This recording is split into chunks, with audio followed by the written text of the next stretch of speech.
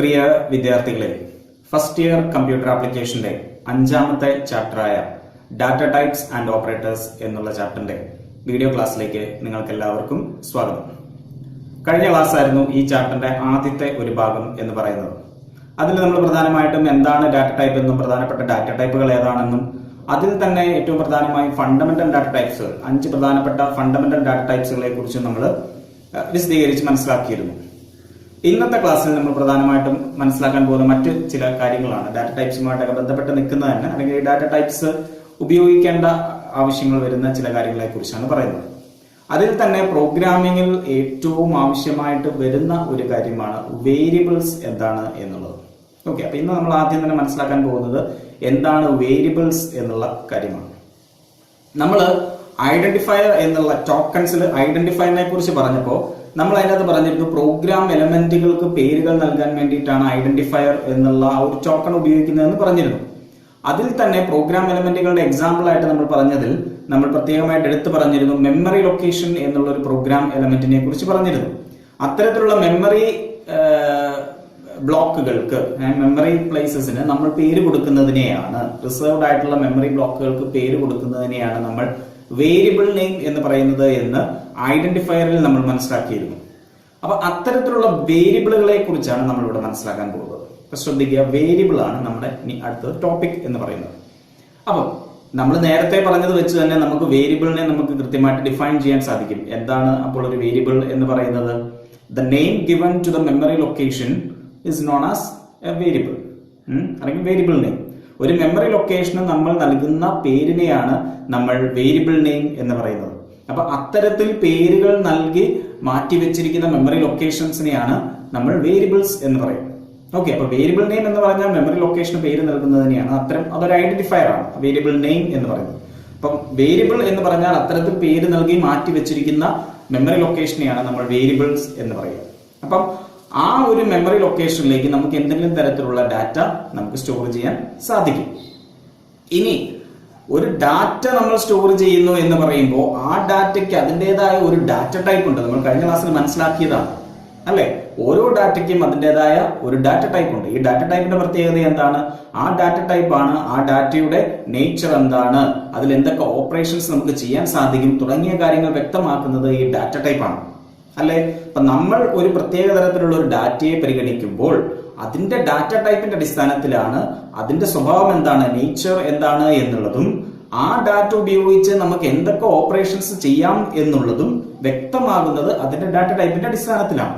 അപ്പൊ നമ്മളൊരു മെമ്മറി ലൊക്കേഷനിലേക്ക്, ഒരു വേരിയബിളിലേക്ക് ഒരു ഡാറ്റയെ സ്റ്റോർ ചെയ്യുന്നുണ്ട് എങ്കിൽ അതിൻ്റെ അകത്ത് സ്റ്റോർ ചെയ്ത ഡാറ്റയുടെ ഡാറ്റ ടൈപ്പ് എന്താണോ അതിന്റെ അടിസ്ഥാനത്തിലാണ് ആ വേരിയബിളിന്റെയും ഡാറ്റ ടൈപ്പ് എന്താണ് എന്ന് തീരുമാനിക്കപ്പെടുക.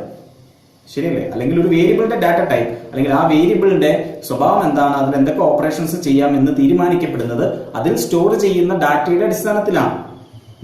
ഞാനൊരു ഇന്റിജർ വാല്യൂ ആണ് സ്റ്റോർ ചെയ്യുന്നതെങ്കിൽ അതൊരു ഇന്റിജർ വേരിയബിൾ ആണ്. അതായത് ഇന്റിജർ വാല്യൂവിൽ ചെയ്യാൻ പറ്റുന്ന ഓപ്പറേഷൻസ് ആണ് ആ വേരിയബിളിൽ എനിക്ക് ചെയ്യാൻ പറ്റുക. ഞാനൊരു ക്യാരക്ടർ വാല്യൂ ആണ് ഒരു വേരിയബിൾ സ്റ്റോർ ചെയ്യുന്നത് എങ്കിൽ അതൊരു ക്യാരക്ടർ വേരിയബിൾ ആണ്. അതുകൊണ്ട് തന്നെ ക്യാരക്ടർ വാല്യൂസിൽ നമുക്ക് ചെയ്യാൻ പറ്റുന്ന ഓപ്പറേഷൻസ് മാത്രമേ ആ വേരിയബിളിൽ നമുക്ക് ചെയ്യാൻ സാധിക്കുകയുള്ളൂ. അപ്പൊ ഒരു വേരിയബിളിന്റെ നേച്ചറും അതിൽ ചെയ്യാൻ പറ്റുന്ന ഓപ്പറേഷൻസും ഒക്കെ തീരുമാനിക്കപ്പെടുന്നത് അതിൽ സ്റ്റോർ ചെയ്യുന്ന ഡാറ്റയുടെ അടിസ്ഥാനത്തിലാണ്, ആ ഡാറ്റയുടെ ഡാറ്റ ടൈപ്പിന്റെ അടിസ്ഥാനത്തിലാണ്.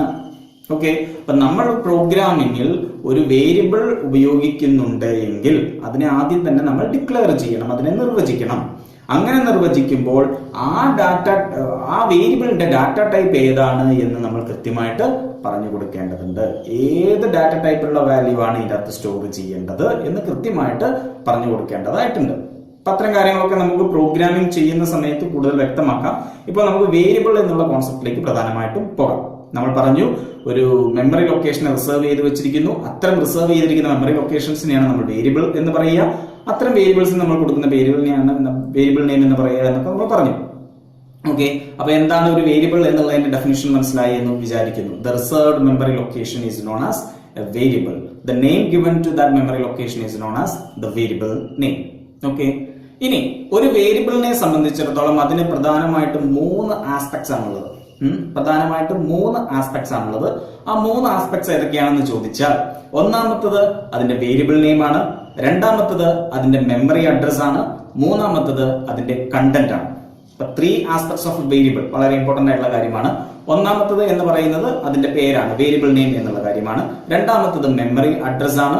മൂന്നാമത്തത് അതിലെ കണ്ടന്റ് ആണ്. അപ്പൊ ഒന്നാമത്തെ കാര്യം എടുത്താൽ വേരിയബിൾ നെയിം എന്താണ് എന്ന് നമ്മൾ ഇത്രയും നേരം അത് തന്നെയാണ് പറഞ്ഞുകൊണ്ടിരുന്നത്. ഒരു മെമ്മറി ലൊക്കേഷന് നമ്മൾ കൊടുക്കുന്ന പേരെന്താണോ ആ പേരിനെയാണ് അതിന്റെ വേരിയബിൾ നെയിം എന്ന് പറയുന്നത്. അതിന് കൊടുക്കുന്ന ഐഡന്റിഫയർ, ആ ഐഡന്റിഫയറിനെയാണ് നമ്മൾ വേരിയബിൾ നെയിം എന്ന് പറയുക. ഓക്കെ, സപ്പോസ് ഞാൻ ഒരു വേരിയബിൾ ഡിക്ലെയർ ചെയ്യുന്നു. ആ വേരിയബിൾ ഒരു നമ്പർ സ്റ്റോർ ചെയ്യാൻ വേണ്ടിയിട്ടുള്ള ഒരു വേരിയബിൾ ആണെന്ന് എന്ന് വിചാരിക്കുക. അപ്പൊ ഞാൻ സപ്പോസ് അതിന് നമ്പർ എന്ന് പേരുന്ന NUM ഷോർട്ട് ആക്കിയിട്ടുള്ള ഒരു പേര് ഞാൻ കൊടുക്കുന്നു. നം എന്നുള്ള ഒരു പേര് ഒരു മെമ്മറി ലൊക്കേഷനിൽ ഞാൻ കൊടുത്തിട്ടുണ്ട് എങ്കിൽ ആ നം എന്ന് ഞാൻ കൊടുത്തിരിക്കുന്ന ആ ഐഡന്റിഫയർ ആണ്, അതിനെയാണ് നമ്മൾ എന്തെന്ന് പറയുക, വേരിയബിൾ നെയിം എന്ന് പറയുക. ഒരു വേരിയബിളിന് നമ്മൾ കൊടുക്കുന്ന പേര്, അതിനെയാണ് വേരിയബിൾ നെയിം എന്ന് പറയുക. അത് വളരെ ഇമ്പോർട്ടന്റ് ആണ്. നമ്മൾ കൊടുക്കുന്ന പേര് എന്ന് പറയുന്നത് വളരെ ഇമ്പോർട്ടന്റ് ആണ്. കാരണം ആ പ്രോഗ്രാമിൽ എവിടെയൊക്കെ നമ്മൾ ആ വേരിയബിൾ ഉപയോഗിക്കുന്നുണ്ടോ അവിടെ എല്ലാം തന്നെ ആ വേരിയബിളിനെ റെപ്രസെന്റ് ചെയ്യുന്ന എന്ത് ഉപയോഗിച്ചിട്ടാണ്, ആ പേര് ഉപയോഗിച്ചിട്ടാണ്. അല്ലെ, നമുക്കൊക്കെ നമ്മുടേതായ ഒരു പേര് നൽകപ്പെട്ടിട്ടുണ്ട്. ഈ പേര് ഉപയോഗിച്ചിട്ടാണ് നമ്മളെ എല്ലായിടത്തും ഐഡന്റിഫൈ ചെയ്യുന്നത്. അല്ലെ, അപ്പൊ പേര് എന്ന് പറയുന്നത് വളരെ ഇമ്പോർട്ടന്റ് ആയിട്ടുള്ള ഒരു കാര്യം തന്നെയാണ്. നമ്മൾ പുറമേയൊക്കെ ഐഡന്റിഫൈ ചെയ്യുന്നത് നമ്മുടെ പേര് ഉപയോഗിച്ചിട്ടാണ്. എന്ന് പറഞ്ഞതുപോലെ ഒരു വേരിയബിളിനെ സംബന്ധിച്ചിടത്തോളം പ്രോഗ്രാമിലുടനീളം അത് എന്തൊക്കെ ആവശ്യങ്ങൾക്ക് ഉപയോഗിക്കുന്നുവോ, എന്താവശ്യത്തിനായിക്കോട്ടെ എന്തൊക്കെ ആവശ്യങ്ങൾക്ക് ഉപയോഗിക്കുന്നു അവിടെ എല്ലാം അതിനെ തിരിച്ചറിയുന്നത് അതിന്റെ പേരുപയോഗിച്ചിട്ടാണ്. അതുകൊണ്ട് വേരിയബിൾ നെയിം എന്നുള്ളത് വളരെ ഇമ്പോർട്ടന്റ് ആയിട്ടുള്ള ഒരു കാര്യം തന്നെയാണ്. ഓക്കെ, രണ്ടാമത്തെ ആസ്പെക്ട് ആണ് മെമ്മറി അഡ്രസ് എന്ന് പറയുന്നത്. ഓക്കെ, അപ്പം ഒരു വേരിയബിളിന്റെ മെമ്മറി അഡ്രസ് എന്താണ്? അതായത് നമ്മൾ പറഞ്ഞൊരു വേരിയബിൾ എന്ന് പറഞ്ഞാൽ ഒരു റിസർവ്ഡ് ആയിട്ടുള്ള മെമ്മറി ലൊക്കേഷൻ ആണ് എന്ന് നമ്മൾ പറഞ്ഞു. റിസർവ് ചെയ്ത് വെച്ചിരിക്കുന്ന ഒരു മെമ്മറി ലൊക്കേഷൻ ആണ്. ഒരു ഡാറ്റയെ സ്റ്റോർ ചെയ്യാൻ വേണ്ടി നമ്മൾ മുൻകൂട്ടി റിസർവ് ചെയ്ത് വെക്കുന്ന ഒരു മെമ്മറി ലൊക്കേഷൻ ആണ് ഒരു വേരിയബിൾ എന്ന് നമ്മൾ പറഞ്ഞു. അപ്പം ഈ വേരിയബിൾ ഒരു മെമ്മറി ലൊക്കേഷൻ ആണ്. അങ്ങനെയാണ് എങ്കിൽ ആ മെമ്മറി ലൊക്കേഷൻ അതിൻ്റെതായ ഒരു അഡ്രസ് ഉണ്ടാകും. നമ്മൾ പണ്ട് മെമ്മറിയെ കുറിച്ചൊക്കെ പഠിച്ചപ്പോൾ പറഞ്ഞതാണ് മെമ്മറി അഡ്രസ്സിനെ കുറിച്ചൊക്കെ, അല്ലേ? അതായത് കമ്പ്യൂട്ടറിനകത്തുള്ള മെമ്മറിക്ക് ഓരോന്നിനും അതിൻ്റെതായ ഒരു മെമ്മറി ലൊക്കേഷൻ അഡ്രസ് ഉണ്ടാകും. നമുക്കൊക്കെ നമ്മുടേതായ ഒരു അഡ്രസ് ഇല്ലേ? നമ്മുടെ വീടിന്റെ അഡ്രസ് ഉണ്ടാവും, അല്ലെങ്കിൽ നമ്മുടെ സ്കൂളുമായിട്ട് ബന്ധപ്പെട്ട് നമുക്ക് ഒരു അഡ്രസ് പറയാൻ പറ്റും. അപ്പം നമുക്ക് എല്ലാവർക്കും ഓരോ വ്യക്തിക്കും അവരുടേതായ അഡ്രസ്സുകളുണ്ട്. എന്ന് പറഞ്ഞതുപോലെ കമ്പ്യൂട്ടറിനുള്ളിൽ സ്റ്റോർ ചെയ്യപ്പെടുന്ന ഓരോ ഡാറ്റയ്ക്കും അതിൻ്റെതായ അഡ്രസ് ഉണ്ട്. അപ്പൊ നമ്മൾ ക്രിയേറ്റ് ചെയ്യുന്ന ഒരു വേരിയബിൾ, നമ്മൾ ഡിക്ലെയർ ചെയ്യുന്ന ഒരു വേരിയബിളിനും കമ്പ്യൂട്ടർ മെമ്മറിയിൽ അതിൻ്റെതായ ഒരു അഡ്രസ് ഉണ്ട്. ആ അഡ്രസ്സിനെയാണ് ഇവിടെ മെമ്മറി അഡ്രസ് എന്നുള്ള ടേം കൊണ്ട് ഉദ്ദേശിക്കുന്നത്. ആ വേരിയബിളിന് നൽകപ്പെട്ടിട്ടുള്ള അഡ്രസ്സിനെയാണ് ഇവിടെ മെമ്മറി അഡ്രസ് എന്നുകൊണ്ട് ഉദ്ദേശിക്കുന്നത്. ഇനി എന്താണ് ഒരു വേരിയബിളിന്റെ മെമ്മറി അഡ്രസ്, എങ്ങനെയാണ് അതിനെ മനസ്സിലാക്കുക എന്ന് ചോദിച്ചാൽ അത് എന്ത് വാല്യൂ എന്നുള്ളതല്ല. നമ്മൾ ഒരു വേരിയബിൾ ഡിക്ലെയർ ചെയ്യുമ്പോൾ ഞാൻ പറഞ്ഞു അതിന്റെ ഒരു ഡാറ്റ ടൈപ്പ് നമ്മൾ വ്യക്തമാക്കേണ്ടതുണ്ട് എന്ന് നമ്മൾ പറഞ്ഞു, അല്ലേ? സപ്പോസ് ഞാൻ നേരത്തെ പറഞ്ഞ എക്സാമ്പിൾ തന്നെ എടുക്കുക, നം എന്നുള്ള ഒരു വേരിയബിളിനെ എടുക്കുക. സപ്പോസ് ഞാൻ അതിനെ ഇൻറ്റിജർ ഡാറ്റ ടൈപ്പിൽ, ഇന്റ് ഡാറ്റ ടൈപ്പിൽ ഡിക്ലെയർ ചെയ്യുന്ന ഒരു വേരിയബിൾ ആണെന്ന് വിചാരിക്കുക. Int data type. Int data ടൈപ്പിന്റെ ഒരു പ്രത്യേകത എന്താണ്? അതിന്റെ മെമ്മറി സൈസ് എത്രയാണ് പറഞ്ഞിരിക്കുന്നത്? 4 ബൈറ്റ്സ് ആണ്, അല്ലെ? കഴിഞ്ഞ ക്ലാസ്സിലെ കാര്യങ്ങൾ ഓർക്കുന്നുണ്ട് എന്ന് വിചാരിക്കുന്നു. 4 ബൈറ്റ്സ് ആണ് ഒരു ഇന്റ് ഡാറ്റ ടൈപ്പിൽ നൽകപ്പെട്ടിട്ടുള്ള മെമ്മറി സൈസ് എന്ന് പറയുന്നത്. അതായത് 4 ബൈറ്റുകൾ അതിനു വേണ്ടി റിസർവ് ചെയ്യപ്പെടും. അതും കണ്ടിന്യൂസ് ആയിട്ടുള്ള അടുത്തടുത്തുള്ള 4 ബൈറ്റുകളായിരിക്കും. എവിടെയെങ്കിലും കിടക്കുന്ന 4 ബൈറ്റുകളല്ല, അടുത്തടുത്ത് കണ്ടിന്യൂസ് ആയിട്ടുള്ള 4 ബൈറ്റുകളായിരിക്കും റിസർവ് ചെയ്യപ്പെടുക. നിങ്ങൾ ഇവിടെ ഒരു പിക്ചർ ശ്രദ്ധിക്കുക. അതിൻ്റെ അകത്ത് കാണാൻ ഞാൻ നം എന്നുള്ള ഒരു വേരിയബിൾ ഡിക്ലെയർ ചെയ്യുന്നുണ്ട്. അതിനകത്ത് ഞാൻ 18 എന്നുള്ള ഒരു വാല്യൂ സ്റ്റോർ ചെയ്തിട്ടുണ്ട്. പക്ഷെ അതിന്റെ ആ ഒരു സ്ട്രക്ചർ ശ്രദ്ധിക്കുക. 4 ബ്ലോക്കുകളായിട്ടാണ് ആ ഒരു പിക്ചർ നിങ്ങൾക്ക് അവിടെ കാണാൻ സാധിക്കുക, അല്ലെ? 4 തുടർച്ചയായിട്ടുള്ള ബ്ലോക്കുകളാണ്. പക്ഷെ 4 തുടർച്ചയായിട്ടുള്ള ബ്ലോക്കുകൾ എന്ന് പറഞ്ഞാൽ ഒരെണ്ണം സെപ്പറേറ്റ് ആയിട്ട് നിൽക്കുന്നു, അതിൽ ഒരു പ്രത്യേക കണ്ടന്റ് സ്റ്റോർ ചെയ്യാം, അടുത്ത ബ്ലോക്കിൽ പ്രത്യേക ഒരു കണ്ടന്റ് സ്റ്റോർ ചെയ്യാം. അങ്ങനെയല്ല, ഈ 4 ബ്ലോക്കുകളും കൂടെ കണ്ടിന്യൂസ് ആയിട്ടുള്ള ബ്ലോക്കുകളും കൂടെ ചേർത്ത് ഒറ്റ വലിയ ബ്ലോക്കായിട്ടാണ് നിൽക്കുക. പറയുമ്പോൾ 4 ബൈറ്റുകൾ, അത് മനസ്സിലാക്കുക. 4 സെപ്പറേറ്റ് ബ്ലോക്കുകളൊന്നും മനസ്സിലാക്കേണ്ട, 4 ബൈറ്റുകൾ കൂടി ചേർന്ന ഒരു ലൊക്കേഷൻ, അത്രയും മനസ്സിലാക്കുക.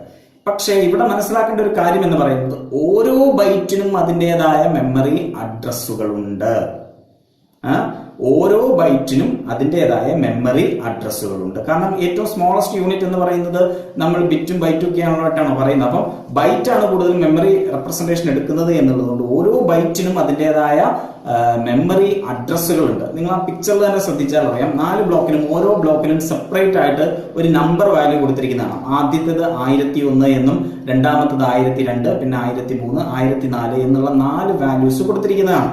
അങ്ങനെയൊന്നും ആയിരിക്കില്ല മെമ്മറി അഡ്രസ് എന്ന് പറയുന്നത്, നിങ്ങൾക്ക് മനസ്സിലാക്കാൻ വേണ്ടി ഒരു വാല്യൂ കൊടുക്കുന്നത് മാത്രം. അപ്പം ഈ 4 ബൈറ്റുകൾ അവിടെ റിസർവ് ചെയ്യപ്പെട്ടിട്ടുണ്ട്, തുടർച്ചയായിട്ടുള്ള 4 ബൈറ്റുകൾ. അതുകൊണ്ടാണ് 1001, 1002, 1003, 1004 എന്നുള്ള തുടർച്ചയായിട്ടുള്ള നമ്പറുകളും വരുന്നത്.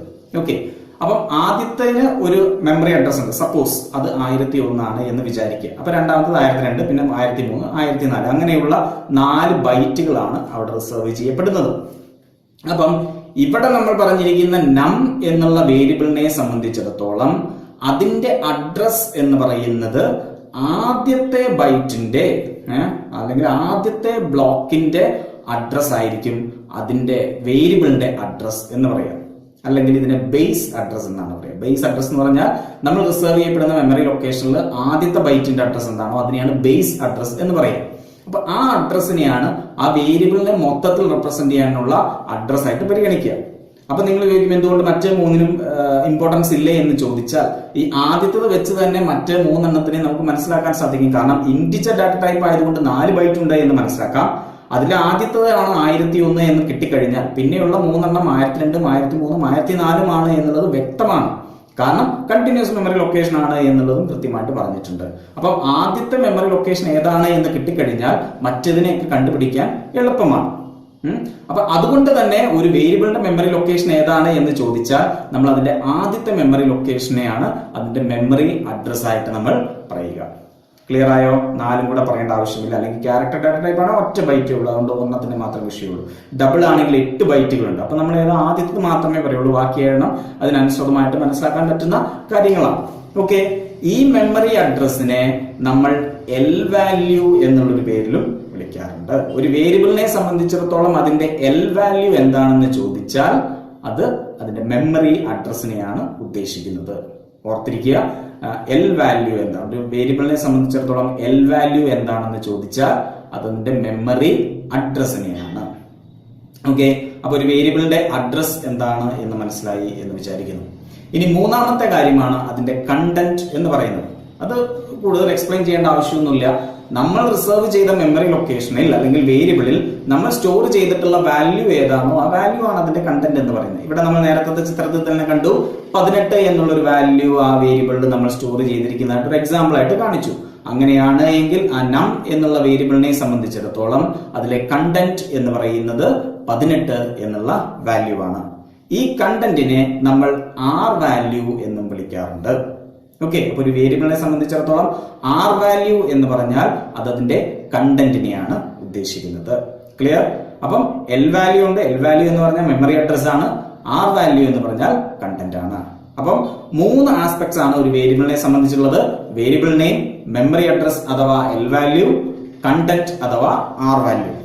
ഈ 3 വാല്യൂസ് ആണ്. അപ്പം വേരിയബിൾ നെയിം എന്ന് പറഞ്ഞാൽ ആ വേരിയബിൾ നമ്മൾ കൊടുത്തിരിക്കുന്ന പേര്, മെമ്മറി അഡ്രസ് എന്ന് പറഞ്ഞാൽ റിസർവ് ചെയ്തിരിക്കുന്ന മെമ്മറി ലൊക്കേഷന്റെ ബേസ് അഡ്രസ്, ആദ്യത്തെ മെമ്മറി ബ്ലോക്കിന്റെ അഡ്രസ്സിനെയാണ് നമ്മൾ മെമ്മറി അഡ്രസ് ആയിട്ട് പറയുക. അതിനെ നമ്മൾ എൽ വാല്യൂ എന്ന് പറയും. പിന്നെ മൂന്നാമത്തെ ആസ്പെക്ട് എന്ന് പറയുന്നത് കണ്ടന്റ് ആണ്. അതിനകത്ത് സ്റ്റോർ ചെയ്തിരിക്കുന്ന വാല്യൂ ഏതാണോ അതാണ് അതിന്റെ കണ്ടന്റ് എന്ന് പറയുന്നത്. അതിനെ നമ്മൾ ആർ വാല്യൂ എന്ന് പറയും. ഇപ്പം നമ്മൾ ആദ്യം ഡിക്ലെയർ ചെയ്യുന്ന സമയത്ത് അതിനകത്ത് വാല്യൂ ഒന്നും സ്റ്റോർ ചെയ്തിട്ടില്ല എങ്കിൽ തൽക്കാലത്തേക്ക് അതിനകത്ത് എന്തില്ല, ആർ വാല്യൂ ഇല്ല, കണ്ടന്റ് ഇല്ല എന്ന് നമുക്ക് പറയേണ്ടതായിട്ട് വരും. ഓക്കെ, അപ്പൊ നമ്മൾ ഇവിടുത്തെ എടുത്ത ഒരു എക്സാമ്പിളിനെ സംബന്ധിച്ചാണ് എങ്കിൽ വേരിയബിൾ നെയിം എന്ന് പറയുന്നത് ഏതാണ്? നം എന്നുള്ളതാണ് അവിടെ വേരിയബിൾ നെയിം. അതിന്റെ മെമ്മറി അഡ്രസ് അല്ല എങ്കിൽ എൽ വാല്യൂ എന്ന് പറയുന്നത് ഏതാണ്? 1001 എന്ന് പറയുന്നതാണ് അതിന്റെ എൽ വാല്യൂ അല്ലെങ്കിൽ മെമ്മറി അഡ്രസ് എന്ന് പറയുന്നത്. അതിന്റെ ആർ വാല്യൂ അല്ലെങ്കിൽ കണ്ടന്റ് എന്ന് പറയുന്നത് ഏതാണ്? 18 എന്ന് പറയുന്നതാണ് അതിന്റെ കണ്ടന്റ്. ക്ലിയർ? അപ്പൊ ഒരു വേരിയബിൾ എന്താണ്, അതിന്റെ 3 പ്രധാനപ്പെട്ട ആസ്പെക്ട്സ് എന്താണ് എന്നുള്ള കാര്യങ്ങൾ നിങ്ങൾക്ക് മനസ്സിലായി എന്ന് വിചാരിക്കുന്നു. ഓക്കെ, ഇനി അടുത്ത ഒരു ടോപ്പിക്കിലേക്ക് നമ്മൾ പോകുന്നത് ഈ ചാപ്റ്ററിന്റെ ഹെഡിങ്ങിൽ തന്നെ പറഞ്ഞിരിക്കുന്ന ഒരു കാര്യമാണ് ഡാറ്റ ടൈപ്സ് ആൻഡ് ഓപ്പറേറ്റേഴ്സ് എന്നാണ് പറഞ്ഞത്. അപ്പൊ വിവിധ തരത്തിലുള്ള ഓപ്പറേറ്റേഴ്സിനെ കുറിച്ചാണ് നമ്മൾ മനസ്സിലാക്കാൻ പോകുന്നത്. കുറെ ഓപ്പറേറ്റേഴ്സ് ഒക്കെ തന്നെ നിങ്ങൾ ചെറിയ ക്ലാസ്സിൽ മാത്തമാറ്റിക്സിലൊക്കെ ആയിട്ട് പഠിച്ചിട്ടുള്ള കുറെ ഓപ്പറേറ്റേഴ്സ് ഒക്കെ തന്നെയാണ്. മാത്തമാറ്റിക്കലായിട്ട് ചെയ്യാൻ വേണ്ടിയിട്ടൊക്കെ ഉപയോഗിച്ചിട്ടുള്ള പല ഓപ്പറേറ്റേഴ്സിനെ കുറിച്ച് തന്നെയാണ് ഇവിടെ പറയുന്നത്. അതുകൊണ്ട് അത്തരം ഓപ്പറേറ്റേഴ്സ് മനസ്സിലാക്കാൻ നിങ്ങൾക്ക് വലിയ ബുദ്ധിമുട്ട് വരില്ല. അല്ലാതെ നമ്മൾ പുതിയതായിട്ട് പറയുന്ന ഓപ്പറേറ്റേഴ്സ് ഉണ്ടെങ്കിൽ അത് മാത്രം മനസ്സിലാക്കാൻ വേണ്ടിയിട്ടുള്ള ഒരു ശ്രമം കൂടുതലായിട്ട് നടത്തുക. ഓക്കെ, ഈ ഓപ്പറേറ്റേഴ്സിനെ തന്നെ നമ്മൾ പ്രധാനമായിട്ടും 3ആയിട്ട് തരംതിരിക്കുന്നുണ്ട്. അങ്ങനെ നിങ്ങൾ ഒരു പക്ഷേ പഠിച്ചിട്ടുണ്ടോ എന്ന് അറിയില്ല. 3ആയിട്ടാണ് ഓപ്പറേറ്റേഴ്സിനെ തരംതിരിക്കുന്നത്. Unary operators, binary operators, ternary operators എന്നുള്ളതാണത്. 3 തരത്തിൽ തിരിച്ചിരിക്കുന്നത്. Unary operators, binary operators, ternary operators. അപ്പൊ ഇത് പറയുന്നതിന് മുമ്പ് ഞാൻ ആദ്യം കഴിഞ്ഞ ക്ലാസ്സിലൊക്കെ നമ്മൾ പറഞ്ഞ ഒരു കാര്യമുണ്ട്. ഓപ്പറേറ്റേഴ്സിനെ കുറിച്ച് പറഞ്ഞപ്പം ഒരു ഓപ്പറേഷൻ എന്താണ് എന്നുള്ളത് നമുക്കറിയാം. അതിനൊരു ഓപ്പറേറ്ററിന്റെ സഹായത്തോടു കൂടി 2 വാല്യൂസ് ഒക്കെ ഉപയോഗിച്ച് ചെയ്യുന്ന ഒരു പ്രോസസ്സിനെയാണ് നമ്മൾ ഓപ്പറേഷൻ എന്ന് പറയുന്നതെന്ന് പറഞ്ഞു. ഈ ഓപ്പറേറ്ററിന്റെ കൂടെ ഉപയോഗിക്കുന്ന വാല്യൂസ് ഉണ്ടല്ലോ, അതിനെയാണ് നമ്മൾ എന്തെന്ന് പറയുന്നത്? ഓപ്പറാൻഡ്സ് എന്ന് പറയുന്നത്. ഇപ്പൊ ഒരു ഓപ്പറേഷൻ എന്ന് പറഞ്ഞാൽ it's a combination of operators and operands എന്ന് നമ്മൾ പറഞ്ഞത്. വിവിധ തരത്തിലുള്ള വാല്യൂസ് നമ്മൾ ഉപയോഗിക്കുന്നുണ്ടോ. അപ്പൊ ഒരു അഡീഷൻ ചെയ്യാൻ വേണ്ടി പ്ലസിന്റെ അപ്പറയും ഇപ്പറയും വാല്യൂസ് വേണം. ആ അപ്പറയും ഇപ്പറയുള്ള വാല്യൂസിനെയാണ് ആ അഡീഷനെ സംബന്ധിച്ചിടത്തോളം ഓപ്പറാൻഡ്സ് എന്ന് പറയുന്നത്. അത് ഓർത്തിരിക്കുക. അത് വെച്ചിട്ടാണ് നമുക്ക് ഇത് എക്സ്പ്ലെയിൻ ചെയ്യാൻ പറ്റുള്ളൂ. അപ്പൊ unary operators, binary operators, ternary operators എന്ന് പറയുമ്പോൾ യൂണറി ഓപ്പറേറ്റർ എന്ന് പറഞ്ഞാൽ ഒരേ ഒരു ഓപ്പറാൻഡ് മാത്രം ഉപയോഗിച്ച് ചെയ്യുന്ന ഓപ്പറേഷൻസിനെയാണ്, അല്ലെങ്കിൽ അങ്ങനെ ഉപയോഗിക്കാൻ പറ്റുന്ന ഓപ്പറേറ്റേഴ്സിനെയാണ് നമ്മൾ യൂണറി ഓപ്പറേറ്റേഴ്സ് എന്ന് പറയുക. ആ ഓപ്പറേറ്ററിന്റെ കൂടെ എന്ത് മാത്രം മതി? ഒരേ ഒരു ഓപ്പറാൻഡ് മാത്രം മതി. 2 or 3 ഓപ്പറാൻഡ്സ് ഒന്നും വേണ്ട എന്നർത്ഥം. രണ്ടാമത്തത് ബൈനറി ഓപ്പറേറ്റേഴ്സ് എന്ന് പറഞ്ഞാൽ ആ ഒരു ഓപ്പറേറ്റർ ഉപയോഗിച്ച് എന്തെങ്കിലും പ്രോസസ്സിംഗ് നടത്തണമെങ്കിൽ നമുക്ക് 2 ഓപ്പറാൻഡ്സ് ആവശ്യമാണ്. 2 ഓപ്പറാൻഡ്സ് ഉപയോഗിച്ച് ചെയ്യാൻ പറ്റുന്ന അത്തരം ഓപ്പറാൻഡ്സ്, 2 ഓപ്പറേറ്റേഴ്സ് ഉപയോഗിച്ചുകൊണ്ട് ചെയ്യാൻ പറ്റുന്ന ഓപ്പറേഷൻസ്, അങ്ങനെ ഉപയോഗിക്കുന്ന ഓപ്പറേറ്റേഴ്സിനെയാണ് നമ്മൾ ബൈനറി ഓപ്പറേറ്റേഴ്സ് എന്ന് പറയുക. ഇനി ടെർണറി എന്തായിരിക്കും? 1, 2 കഴിഞ്ഞു. അങ്ങനെയാണെങ്കിൽ ടെർണറി എന്തായിരിക്കും? 3 ഓപ്പറാൻഡ്സ് ഉപയോഗിക്കുന്ന ഓപ്പറേറ്റേഴ്സിനെയാണ് 3 ഓപ്പറാൻഡ്സ് ഉപയോഗിക്കുന്ന ഓപ്പറേറ്റേഴ്സിനെയാണ് നമ്മൾ ടെർണറി ഓപ്പറേറ്റേഴ്സ് എന്ന് പറയാം. ഓക്കെ, ഇനി അതിൽ തന്നെ ആദ്യത്തേലേക്ക് വരാം, യൂണറി ഓപ്പറേറ്റേഴ്സ്. ഇപ്പൊ യൂണറി ഓപ്പറേറ്റേഴ്സ് നമ്മൾ പറഞ്ഞു ഒരേ ഒരു ഓപ്പറാൻഡേ ഉണ്ടാവുള്ളൂ. ഓക്കെ, ഒരേ ഒരു ഓപ്പറാൻഡ് മാത്രം ഉപയോഗിച്ചുകൊണ്ട് ചെയ്യാൻ പറ്റുന്ന അങ്ങനെ ഉപയോഗിക്കുന്ന ഓപ്പറേറ്റേഴ്സിനെയാണ് നമ്മൾ യൂണറി ഓപ്പറേറ്റേഴ്സ് എന്ന് പറയുക. അതിൽ പ്രധാനമായിട്ട് നമ്മൾ ഉപയോഗിക്കുന്ന 4 പ്രധാനപ്പെട്ട യൂണറി ഓപ്പറേറ്റേഴ്സ് ആണ് unary plus, unary minus, increment, decrement തുടങ്ങിയ operators. Unary plus, unary minus, increment, decrement തുടങ്ങിയ 4 എക്സാമ്പിളുകൾ നിങ്ങൾക്ക് യൂണറി ഓപ്പറേറ്റേഴ്സുമായിട്ട് ബന്ധപ്പെട്ട് മനസ്സിലാക്കാവുന്നതാണ്. ഓക്കെ, യൂണറി പ്ലസ് എന്ന് പറഞ്ഞാൽ എന്താണ്? അതിനൊരു പ്ലസ്, പോസിറ്റീവ് സൈൻ കൊടുക്കുന്നതാണ് യൂണറി പ്ലസ് എന്ന് പറയുന്നത്. യൂണറി മൈനസ് എന്ന് പറഞ്ഞാൽ ഒരു വേരിയബിളിന് ഒരു നെഗറ്റീവ് സൈൻ ഇംപ്ലിമെന്റ് ചെയ്യുന്നതിനെയാണ് നമ്മൾ യൂണറി മൈനസ് എന്ന് പറയുക. ഇൻക്രിമെന്റ് എന്ന് പറഞ്ഞാൽ നെക്സ്റ്റ് ഒരു വാല്യൂ ആയിട്ട് ഇൻക്രിമെന്റ് ചെയ്യുന്നതിനെയാണ് ഇൻക്രിമെന്റ്. ഡിക്രിമെന്റ് എന്ന് പറഞ്ഞാൽ തൊട്ട് താഴത്തെ വാല്യൂവിലേക്ക് കുറയുന്നതിനെയാണ് ഡിക്രിമെന്റ് എന്ന് പറയുന്നത്. അപ്പം ഇവിടെ നിങ്ങൾ ഒരു ടേബിൾ ശ്രദ്ധിക്കുക. ടേബിളിൽ നിങ്ങൾക്ക് കാണാം ഒരു വേരിയബിൾ കൊടുക്കുന്നുണ്ട്. ആ വേരിയബിളിന്റെ തൊട്ട് താഴെ അതിൻ്റെതായിട്ടുള്ള ഒരു വാല്യൂ ഉണ്ട്. തൊട്ടടുത്ത കോളം എന്ന് പറയുന്നത് യൂണറി പ്ലസ് ആണ്. അപ്പം വേരിയബിളിന് യൂണറി പ്ലസ് ചെയ്താൽ എന്ത് സംഭവിക്കും, യൂണറി മൈനസ് ചെയ്താൽ എന്ത് സംഭവിക്കും എന്നുള്ളത് തൊട്ടടുത്ത 2 കോളമായിട്ട് നിങ്ങൾക്ക് കാണാം. ആദ്യത്തെ എക്സാമ്പിൾ ശ്രദ്ധിക്കുക, 8 എന്നുള്ള വാല്യൂ ആണ്. അങ്ങനെ യൂണറി പ്ലസ് കൊടുത്താൽ +8 എന്നാണ് വരിക. നമ്മൾ സാധാരണ ഒരു വാല്യൂ റെപ്രസെന്റ് ചെയ്യുമ്പോൾ പോസിറ്റീവ് സൈൻ ആണ് എങ്കിൽ നമ്മൾ പ്ലസ് എന്നുള്ള വാല്യൂ നമ്മൾ ചിലപ്പോൾ എഴുതാറില്ല. എഴുതിയില്ലെങ്കിൽ അത് പോസിറ്റീവ് ആണെന്ന് തന്നെയാണ് നമ്മൾ മനസ്സിലാക്കുക, അല്ലെ? അപ്പൊ അതുകൊണ്ട് 8 എന്ന് മാത്രം എഴുതിയിരിക്കുന്നു. ഇനി യൂണറി മൈനസ് വരുമ്പോൾ അത് മൈനസ് എന്നുള്ള സിമ്പിൾ പ്രത്യേകമായിട്ട് ചേർത്തിരിക്കുന്നു, -8.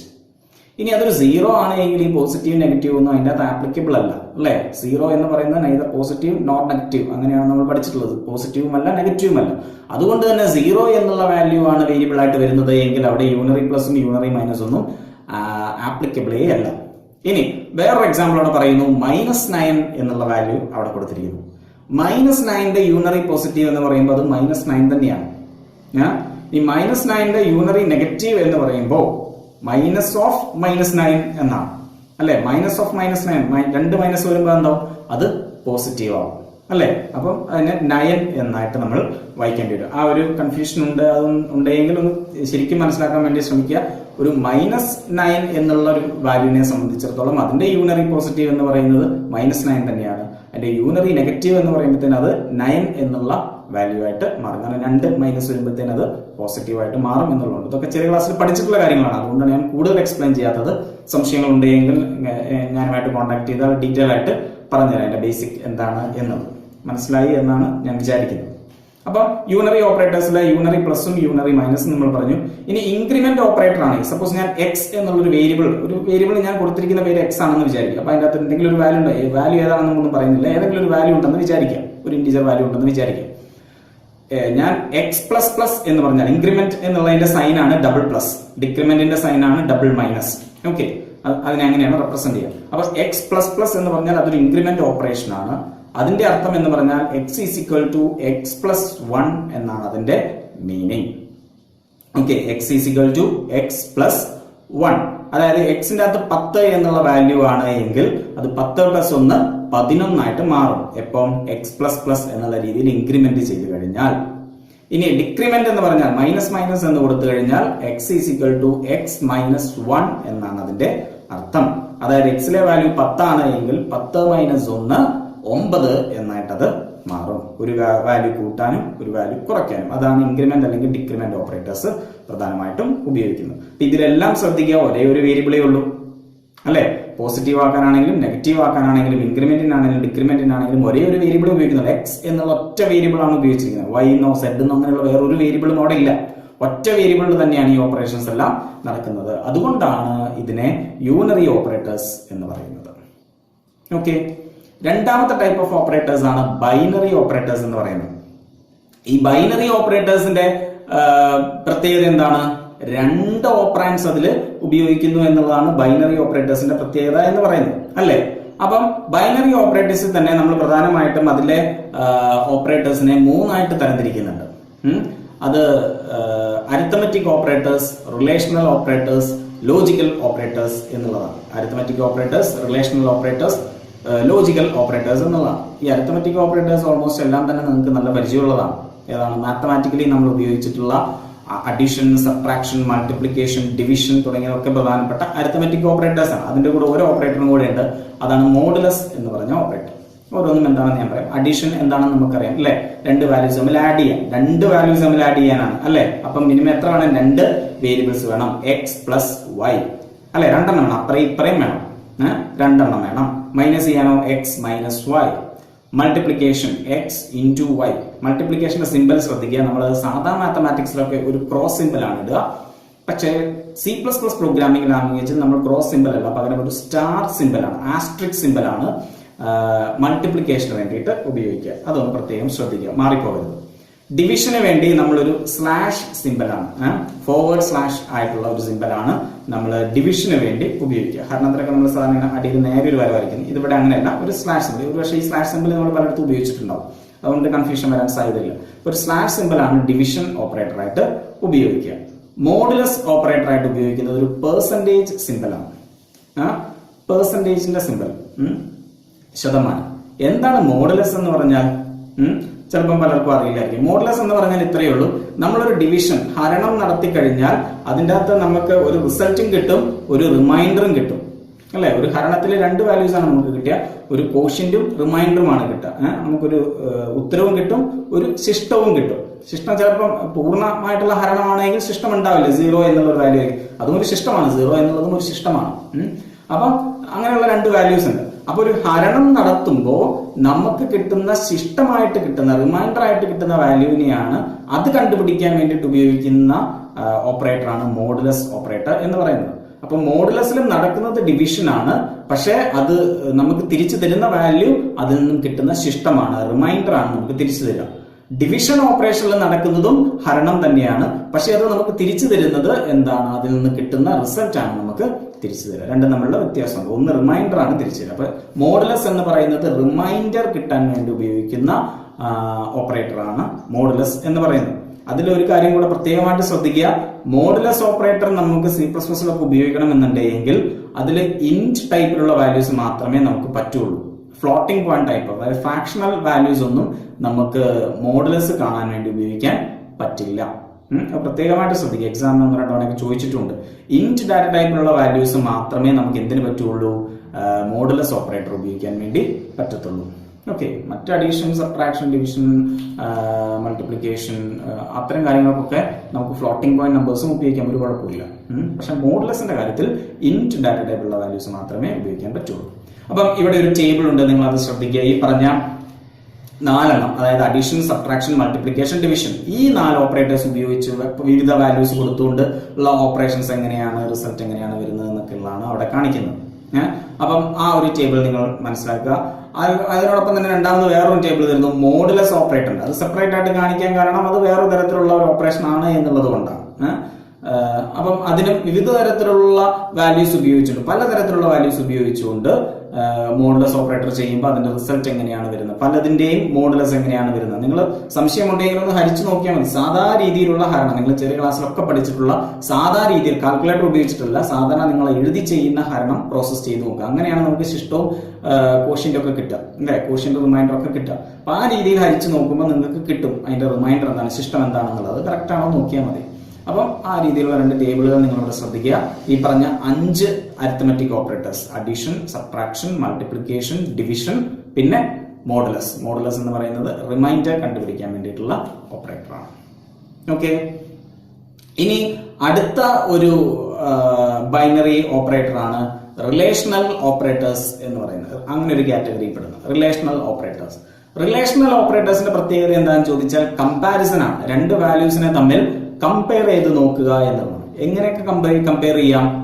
ഒന്ന് മറ്റൊന്നിനേക്കാളും വലുതാണോ, ഒന്ന് മറ്റൊന്നിനേക്കാളും ചെറുതാണോ, ഒന്ന് മറ്റൊന്നിനെ ഈക്വൽ ആണോ, ഒന്ന് മറ്റൊന്നുമായിട്ട് ഈക്വൽ അല്ലേ, അങ്ങനെ പല രീതിയിൽ നമുക്ക് ചെക്ക് ചെയ്യാം. അതിനൊക്കെ വേണ്ടി നമ്മൾ ഉപയോഗിക്കുന്ന ഓപ്പറേറ്റേഴ്സ് നമുക്ക് പരിചയമുള്ള ഓപ്പറേറ്റേഴ്സ് ആണ്. ഏതൊക്കെയാണ്? Less than, greater than, less than or equal to, greater than or equal to, not equal to, equal to, അങ്ങനെയുള്ള പല ഓപ്പറേഷൻസ് നമുക്ക് ചെയ്യാം. അപ്പൊ അതിൽ അവിടെ ലിസ്റ്റ് ചെയ്തിട്ടുണ്ട്. Greater than, less than or equal to, greater than or equal to, not equal to, equal to. Okay, ഇത് ശ്രദ്ധിക്കുക. ലെസ് ദാനും ഗ്രേറ്റർ ദാനും നമ്മൾ സാധാരണ മാത്സിൽ ഉപയോഗിക്കുന്നത് തന്നെയാണ്. Less than or equal to നമ്മൾ മാത്സിലൊക്കെ ഉപയോഗിക്കുന്ന ലെസ് ദാൻ എന്നുള്ള സിമ്പിളും അതിന്റെ അടിയിൽ ഒരു സിംഗിൾ ലൈൻ ആണ് നമ്മൾ ഇടുക, അല്ലെ, less than or equal to രണ്ടും കൂടെ കമ്പൈൻ ചെയ്തിട്ടാണ്. പക്ഷെ പ്രോഗ്രാമിംഗിൽ അങ്ങനെ എഴുതാൻ പറ്റില്ല. ലെസ് ദാൻ എന്നുള്ള സിമ്പിളും ഈക്വൽ ടു എന്നുള്ള സിമ്പിളും രണ്ടും തന്നെ കൊടുക്കണം. Greater than or equal to അങ്ങനെ തന്നെ. നോട്ട് ഈക്വൽ ടു എഴുതുന്നത് ശ്രദ്ധിക്കുക. ഒരു ഈക്വൽ ടു സിമ്പിൾ ഉണ്ട്, പക്ഷെ അതിന്റെ ജസ്റ്റ് മുമ്പേ ആയിട്ട് മറ്റേ ഒരു എക്സ്ക്ലമേഷൻ സിമ്പിൾ ഉണ്ട്, അല്ലെ, ആശ്ചര്യചിഹ്നം എന്നൊക്കെ നമ്മൾ പറയുന്ന എക്സ്ക്ലമേഷൻ സിമ്പിൾ അതിന്റെ ഫ്രണ്ടിൽ കൊടുത്തിട്ടുണ്ട്. നോട്ട് എന്നുള്ള റെപ്രസെന്റ് ചെയ്യുന്നതിന്റെ സിമ്പിൾ ആണ് അത്. പലയിടത്തും നമുക്ക് നോട്ടിന്റെ ആവശ്യത്തിന് നമുക്ക് വരും, അതുകൊണ്ട് ഓർത്തിരിക്കുക. നോട്ട് ഈക്വൽ ടു എന്ന് റെപ്രസെന്റ് ചെയ്യുന്ന അങ്ങനെയാണ്. അപ്പം A not equal to B എന്ന് എഴുതാൻ വേണ്ടി ഈ സിമ്പിൾ അതിന്റെ നടുക്ക് കൊടുത്താൽ മതി. ഇനി ഡബിൾ ഈക്വൽ ടു ആയിട്ടുള്ള 2 ഈക്വൽ ടു സിമ്പിൾ ഉപയോഗിച്ചിരിക്കുന്നത് അതൊരു കമ്പാരിസൺ ആണ്. എ ബിയും ഈക്വൽ ആണോ എന്ന് ചെക്ക് ചെയ്യാൻ വേണ്ടിയിട്ടാണ് ഡബിൾ ഈക്വൽ ടു ഉപയോഗിക്കുക. സിംഗിൾ ഈക്വൽ ടു ഉപയോഗിക്കാൻ പറ്റില്ല. സിംഗിൾ ഈക്വൽ ടു എന്ന് പറഞ്ഞാൽ റൈറ്റ് സൈഡിലുള്ള വാല്യൂ ലെഫ്റ്റ് സൈഡിലേക്ക് അസൈൻ ചെയ്യുന്നതാണ്. ബി എന്ന് പറഞ്ഞ വേരിയബിളിലുള്ള വാല്യൂ എയിലേക്ക് കൊടുക്കുന്നതിനെയാണ് നമ്മൾ സിംഗിൾ ഈക്വൽ ടു കൊടുക്കുക. ഡബിൾ ഈക്വൽ ടു എന്ന് പറഞ്ഞാൽ എയിലുള്ള വാല്യൂവും ബിയിലുള്ള വാല്യൂവും തുല്യമാണോ എന്നുള്ള ഒരു ചെക്കിംഗ് നടത്താൻ വേണ്ടിയിട്ടാണ്. എയിലുള്ള വാല്യൂവും ബിയിലുള്ള വാല്യൂവും തുല്യമാണോ എന്നുള്ള ഒരു ചെക്കിംഗ് നടത്താൻ വേണ്ടിയിട്ടാണ് നമ്മൾ എന്ത് ഉപയോഗിക്കുക? ഡബിൾ ഈക്വൽ ടു എന്നുള്ള സിമ്പിൾ ഉപയോഗിക്കുക. അത് മാറിപ്പോയത്. സിംഗിൾ ഈക്വൽ ടു എന്ന് പറയുന്നത് ഒരു അസൈൻമെന്റ് ആയിട്ടുള്ള ഓപ്പറേറ്റർ ആണ്. അസൈൻ ചെയ്യാൻ വലത് സൈഡിലുള്ള വാല്യൂവിനെ ഇടത് സൈഡിലുള്ള വേരിയബിളിലേക്ക് അസൈൻ ചെയ്യുക, കൊടുക്കുക. സപ്പോസ് എ എന്നുള്ളൊരു വേരിയബിൾ ഉണ്ട്, ബി എന്നുള്ളൊരു വേരിയബിൾ ഉണ്ട്, ബിക്കകത്ത് 10 എന്നുള്ളൊരു വാല്യൂ ഉണ്ടെന്ന് വിചാരിക്കുക. ഞാൻ A single equal to B എന്ന് എഴുതിയാൽ ബിയിലുള്ള 10 എന്നുള്ള വാല്യൂ എയിലേക്ക് അസൈൻ ചെയ്യും. അതായത് എയിലേക്കും ആ 10 എന്നുള്ള വാല്യൂ കിട്ടുകയാണ് ചെയ്യുക. ക്ലിയർ? പക്ഷെ A double equal to B എന്ന് എഴുതിയാൽ അവിടെ സംഭവിക്കുന്നത് എയിലുള്ള വാല്യൂവും ബിയിലുള്ള വാല്യൂവും ഈക്വൽ ആണോ എന്ന് ചെക്ക് ചെയ്യുകയാണ് ചെയ്യുക. ഓക്കെ, നമ്മൾ ലെസ് ദാൻ കൊടുക്കുമ്പോഴും എങ്ങനെയാണ്? എയിലുള്ള വാല്യൂ ബിയിലുള്ള വാല്യൂവിനേക്കാളും ചെറുതാണോ എന്ന് ചെക്കിംഗ് ആണ്. ഗ്രേറ്റർ ദാൻ കൊടുക്കുമ്പോഴോ എയിലുള്ള വാല്യൂ ബിയേക്കാളും വലുതാണോ എന്നുള്ള ചെക്കിംഗ് ആണ്. എല്ലാം ചെക്കിംഗ് ആണ്. ചെക്ക് ചെയ്ത് നോക്കുക മാത്രം. നമ്മൾ ചെക്ക് ചെയ്യുമ്പോൾ നമ്മുടെ റിസൾട്ട് എങ്ങനെയാണ്? ഒന്നുകിൽ നമ്മൾ പറയും നമ്മൾ ചെക്ക് ചെയ്ത കാര്യം ശരിയാണ്, അല്ലെങ്കിൽ തെറ്റാണ്, ട്രൂ അല്ലെങ്കിൽ ഫോൾസ്. ഈ 2 റിസൾട്ടേ നമുക്ക് അവിടെ പോസിബിൾ ആയിട്ടുള്ളൂ. ഓക്കെ, അപ്പം റിലേഷണൽ ഓപ്പറേറ്റർ വഴി നമുക്ക് കിട്ടുന്ന റിസൾട്ട് എന്ന് പറയുന്നത് ഒന്നുകിൽ ട്രൂ അല്ലെങ്കിൽ ഫോൾസ് എന്നുള്ള റിസൾട്ട് ആണ് നമുക്ക് കിട്ടുക. ട്രൂ ആണ് എങ്കിൽ അത് 1 എന്നുള്ള വാല്യൂ കൊണ്ട് അതിനെ റെപ്രസെന്റ് ചെയ്യും. ഫോൾസ് ആണ് എങ്കിൽ 0 എന്നുള്ള വാല്യൂ കൊണ്ട് അതിനെ റെപ്രസെന്റ് ചെയ്യും. മാറിപ്പോരുത്. ട്രൂ ആണ് എങ്കിൽ 1 എന്നുള്ള വാല്യൂ കൊണ്ടും ഫോൾസ് ആണ് എങ്കിൽ 0 എന്നുള്ള വാല്യൂ കൊണ്ടും. എന്തുകൊണ്ട് 1 and 0? Because it's binary. നമുക്ക് കമ്പ്യൂട്ടറിന്റെ എല്ലാം ബൈനറി റിലേറ്റഡ് ആയതുകൊണ്ടാണ് 0യും 1ഉം ഒക്കെ കൊടുക്കുന്നത്.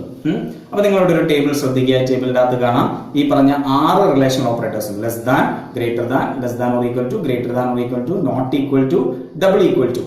ഈ കാര്യങ്ങളെല്ലാം ചേർത്തുകൊണ്ട് വിവിധ തരത്തിലുള്ള വാല്യൂസ് കൊടുത്തുകൊണ്ട് അതിന്റെ റിസൾട്ട് എന്തായിരിക്കും, ഏറ്റവും അവസാനം അതിന്റെ റിസൾട്ട് കാണാം, 0യോ 1ഓ എന്നുള്ള റിസൾട്ട് കാണാം. അതായത് ട്രൂ ആണെങ്കിൽ റിസൾട്ട് ട്രൂ ആണ്, ഫോൾസ് ആണെങ്കിൽ റിസൾട്ട് ഫോൾസ് ആണ് എന്ന് കിട്ടുന്ന രീതിയിലുള്ള റിസൾട്ടുകൾ അതിന്റെ ഓരോ കോളത്തിലും നമുക്കത് വ്യക്തമായിട്ട് മനസ്സിലാവും അല്ലെ. ടോപ്പിൽ എഴുതിയിട്ടുണ്ട് ലെസ് ദാൻ ആണോ ഗ്രേറ്റർ ദാൻ ആണോ, greater than or equal to ആണോ, less than or equal to ആണോ, നോട്ട് ഈക്വൽ ടു ആണോ, ഡബിൾ ഈക്വൽ ടു ആണോ എന്നുള്ളത് മുകളിൽ കൊടുത്തിട്ടുണ്ട്. ആ രണ്ട് വാല്യൂസ് ഇവിടെ തന്നിട്ട് ഓരോ കമ്പാരിസണിലും അതിന്റെ റിസൾട്ട് എന്താണ് എന്നുള്ളത് കൃത്യമായിട്ട് അവിടെ കൊടുത്തിട്ടുണ്ട്. അപ്പം ഇതാണ് റിലേഷണൽ ഓപ്പറേറ്റേഴ്സ് എന്ന് പറയുന്നത്. രണ്ട് വാല്യൂസിനെ തമ്മിൽ കമ്പയർ ചെയ്യുക, രണ്ട് വാല്യൂസ്, അതാണ് ബൈനറി ഓപ്പറേറ്റർ ആണ്, രണ്ട് വാല്യൂസിനെ തമ്മിൽ കമ്പയർ ചെയ്യുന്നു എന്നുള്ളതാണ് ഇതിന്റെ പ്രത്യേകത.